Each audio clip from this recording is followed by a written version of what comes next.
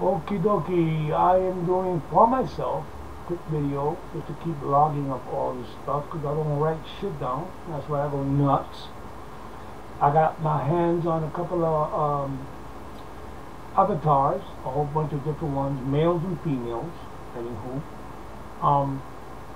So this is an example of one of them, and we basically don't do shit. So I have a couple of scripts that I have added, and also some AI functions.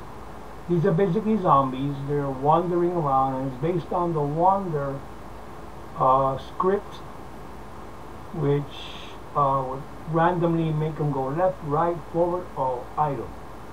I incorporated that with a feature that animates them upon, wherever they're going. It's based on a simple random range.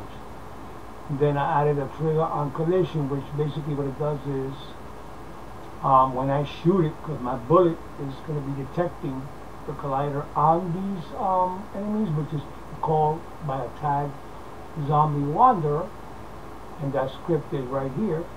It will trigger off a sound, and after it reaches number 5, a number of 5 hits, that's why the collider counts down, it will trigger the player to disappear, and here it will instantiate a version of the player, a dummy as we were, to die or whatever.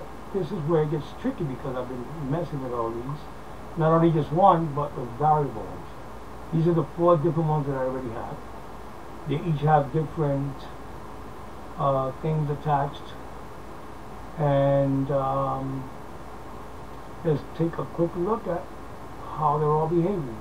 Now, they're wandering around, like I said, randomly, either left, right, forward, or stopping. But if they come in my close proximity, they will start to attack me. And why is it so small? And and when I'm out of range, they'll continue their course throughout the game. Now, I also have attached some destructors on their heads, which will make their heads disappear, blood gush out, and after a certain countdown, they will destroy and die. Now, I've made a couple of different destructors. This is the zombie destructor, but there's also a ragdoll. Now, the ragdoll basically, and this is the destructor, they have 2 functions. Let me go ahead and disable for now and show you what the destructor does. That's when the head gets blown off and you get a body without a head, and the ragdoll. Now this is what they do. Let me take it off full screen.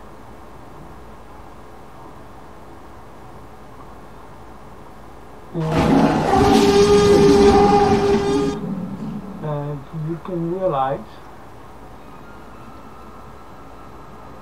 the ragdoll is just a ragdoll. It just falls, whatever.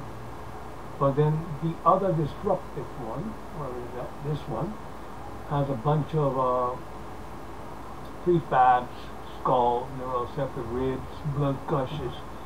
The skull itself is separate, so it's meant to, I'll show you right here, it's meant to detach, and they have a rigid body. And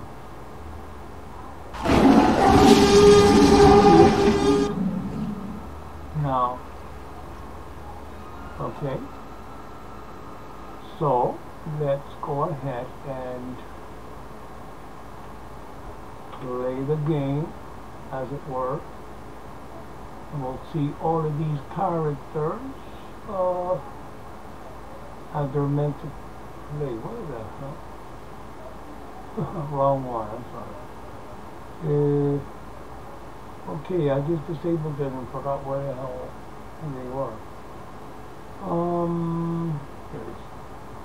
So, I'm gonna hit play. And there are different versions with different features, but basically they're wandering. And it's going to be on full max screen. That's one. The other all independently, just randomly walking either left or right. And there's a trigger. If I get close to them, they'll turn to me. He's not doing it, but and start attacking me. And then forget about me and keep her wandering ways. That's when the fire in her hand comes on. Because her hand has a trigger as well. It's a damage collider. Now when I hit them, enemy back as getting hit. So if I shoot her 3 more times, she'll die. But if I shoot her head, they disappear, blood gushes, and eventually she kills. So that is the destructive body that I created. The skull. And I can basically now 1, 2, 3, 4, 5. Effect.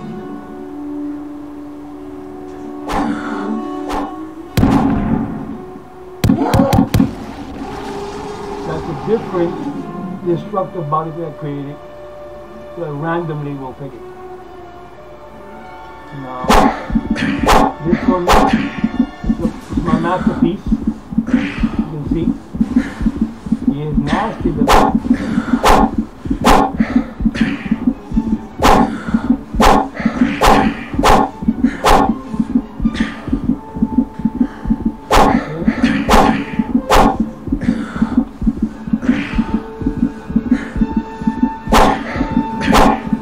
Finish me.